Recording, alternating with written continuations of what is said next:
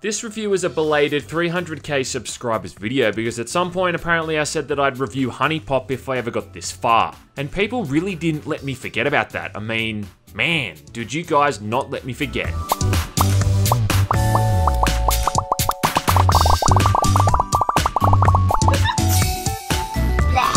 HuniePop is a match 3 puzzle game that originally started off as a Kickstarter project way back in 2013, and I'm not ashamed to say that I actually backed it at the time. Because supporting indie games and indie devs is the right thing to do, except for visual novels because those are not games. Anyway, with a target of only 20,000, it ended up making over 50,000 and was eventually released in January 2015. Even going on to get an overwhelmingly positive rating on Steam, and if there's one thing we can all agree on, it's that you can totally trust Steam reviews. So what is HuniePop all about? Well, I'm so glad you asked. It's a combination of a dating sim and a puzzle game, with more of an emphasis on the puzzle side of things when it comes to the gameplay, but way more of an emphasis on the dating sim side of things when it comes to the marketing. Sweet! Complete with a storyline ripe with elements of psychological horror as you're forced into repeating the same week over and over, chasing after a bunch of different 2D women, who are all instantly infatuated with the player. So not only is it a horror story, but it also takes place in some kind of bizarro world as well. Great, can't wait. You choose to play as a male or female that's got a serious case of foot and mouth disease, so basically just your standard zoomer. Looks like you're having some trouble holding it together over there. While trying to chat up some girl at a bar, you soon discover she's actually a love fairy named Kiyu, which apparently is short for Cupid. Yeah, makes sense. With Kiyu's help, she's going to turn you into a Chad or Chadette as you meet and interact with a bunch of female characters, all with different backgrounds, hobbies, interests, and body measurements. All up, there's 12 women in the game, but you only start off by meeting 8 of them. The other 4 become unlocked as you progress further.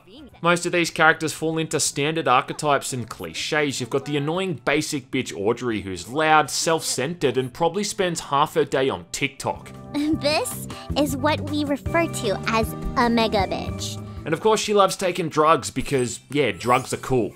Yeah, you know what? Fair enough. They kind of are.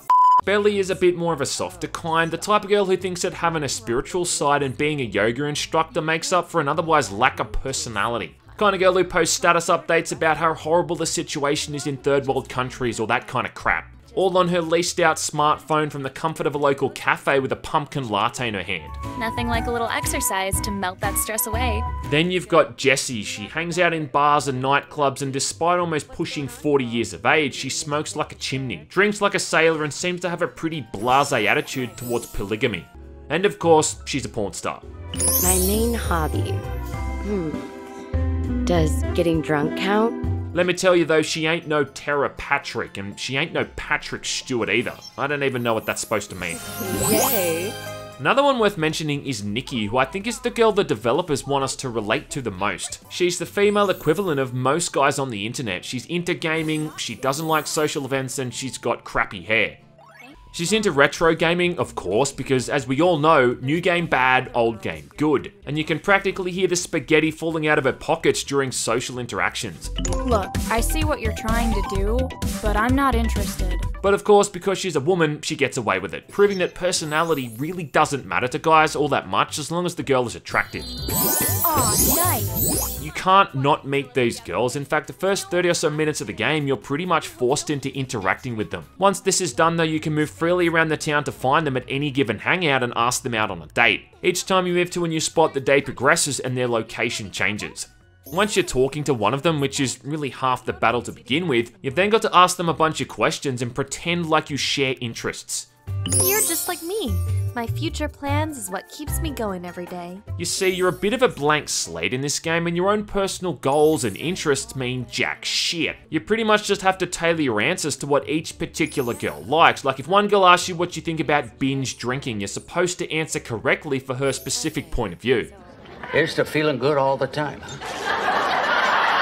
And being that there's 8 different girls, you're gonna have to cater those answers. I mean, basically, you just have to talk complete bollocks to let them hear what they want to hear. I wouldn't say it's not working. Now, this isn't entirely unrealistic. I mean, telling someone what they want to hear just so you can get into their pants is pretty much how every relationship works. until you find someone that you genuinely have a connection with, but even then, a pretty moderate amount of bullshit is still required. And then of course you have to remember what they've told you. If you've been told their birthday, their favourite colour, or some other useless crap, then you've got to remember it when they bring it up again. I mean, pop quiz hotshot, what's this girl's favourite colour? What's this girl's favourite hangout? I don't know, son, I can barely remember the birthdays of my own family members. How the hell am I supposed to remember all this stuff?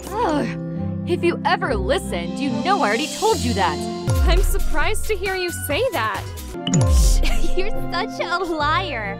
You may have already asked me that. God, give me the answer! The real core of HuniePop though are the dates, and this is where you'll actually be doing something meaningful. Putting those brilliant motor skills to good use and engaging in what we true gamers refer to as gameplay. Gameplay? Yeah, gameplay, that's the one. At the heart of this is a match 3 puzzle game, and to be honest, a pretty damn addictive one at that. It's kinda like Bejeweled, but with boobs. Once you know a girl, you can ask them out on a date, at which point they always say yes, because if they said no, that would make the game a bit too realistic and a little bit depressing. Each girl has a different preferred puzzle token match, and these tokens are broken down into traits. You've got romance, flirtation, talent, and sexuality, with each token having a distinct icon and colour. Matching up 3 tokens, you get a few points, putting you closer to your goal score, and getting higher matches like a 4 match or even a coveted 5 match gives you even more points. Aw, nice. Each girl then also has a preference, so if a girl's favourite token match is romance and her least favourite is talent, well then you're obviously going to want to focus more on romance tokens, capiche? Take those talent tokens, make like a tree, and get the hell out of here. Gladly. At least I won't have to look at your whore face anymore.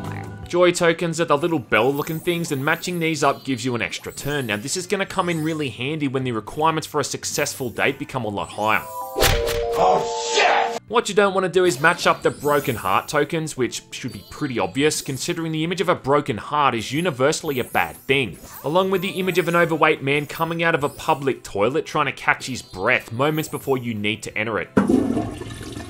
Oh shit! Anyway, as well as that, you've got your passion level, which is increased by matching 3 of these heart tokens. The higher your passion level, the more points you get from a puzzle token match. Then along with that, you've also got the sentiment level, which is increased by matching 3 of the sentiment tokens.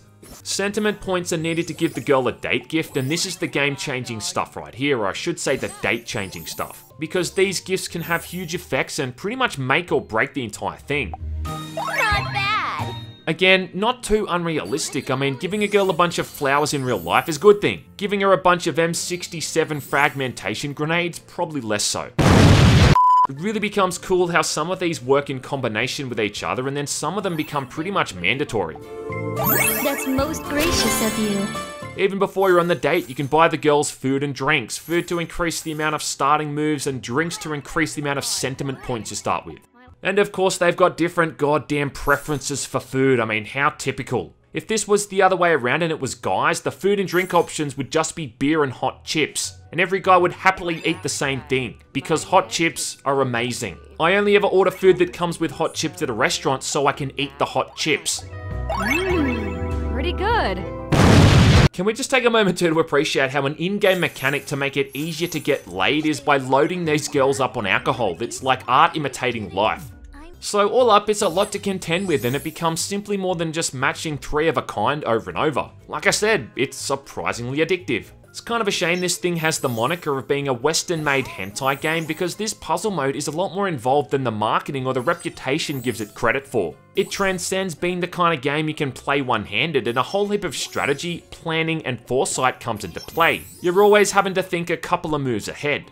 That semi-nude anime girl on the side of your screen is just a distraction from the real task at hand, matching up these tokens. In fact, they just become an obstacle between when you can get back to this puzzle mode. It's like, move out of the way, bitch, I've got tokens to match up.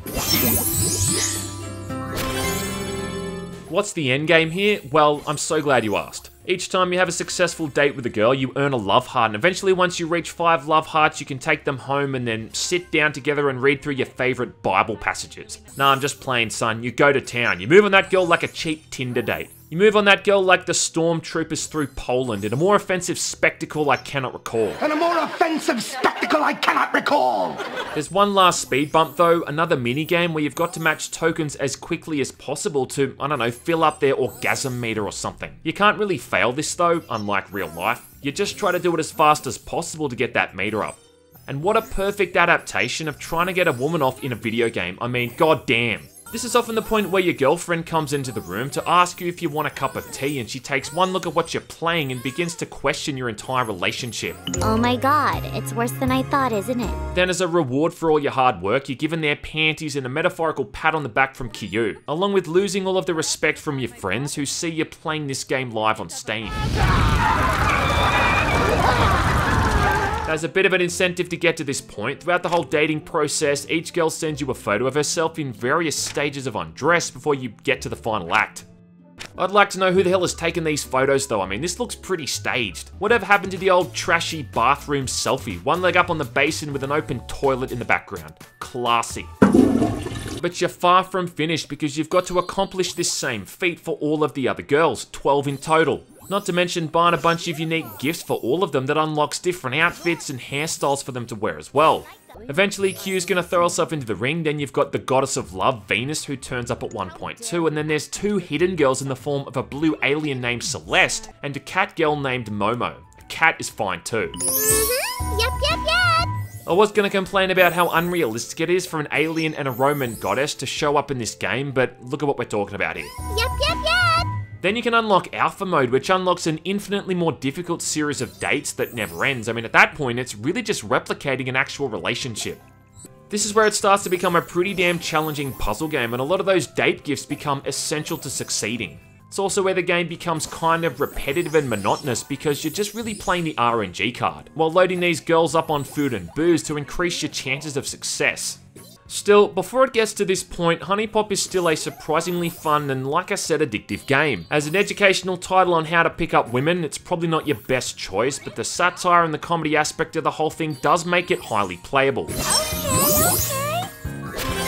Playing the role of a fuckboy, telling one girl how much you love doing hard drugs 1 minute before going to another one and bullshitting about how you're up at the crack of dawn every morning is kind of hilarious. You know what I'm kind of curious about?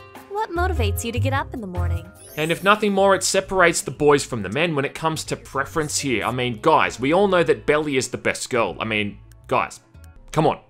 I don't really have an issue with adult-themed games as long as the gameplay itself is enjoyable. The problem is that a lot of these adult games focus more on the pornographic aspect instead of making sure it's actually fun to play. HuniePop though is the exception because it actually does a good job of combining both of these. Like I said before, I think the adult component almost takes a backseat to what's actually a really fun little puzzle game. I almost just want to push that dating component thing out of the way entirely.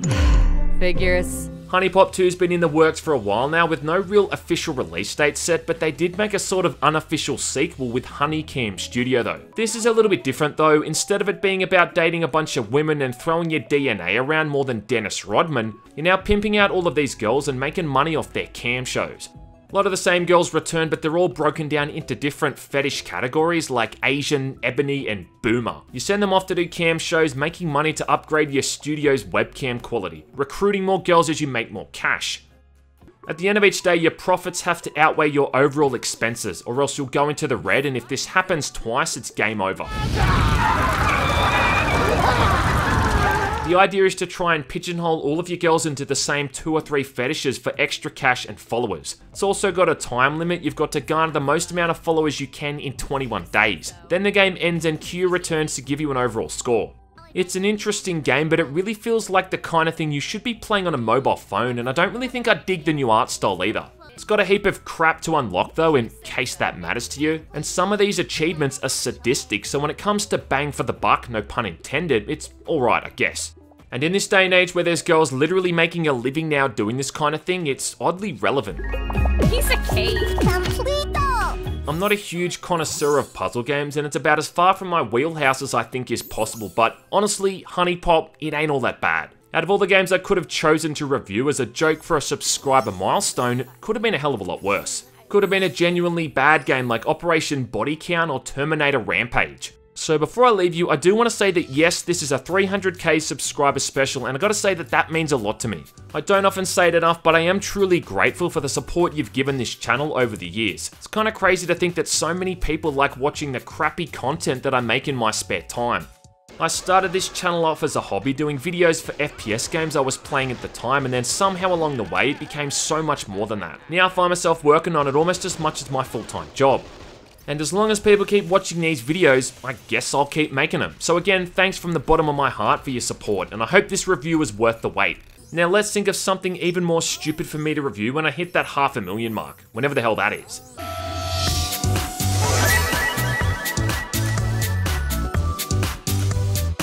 And a more offensive spectacle I cannot recall.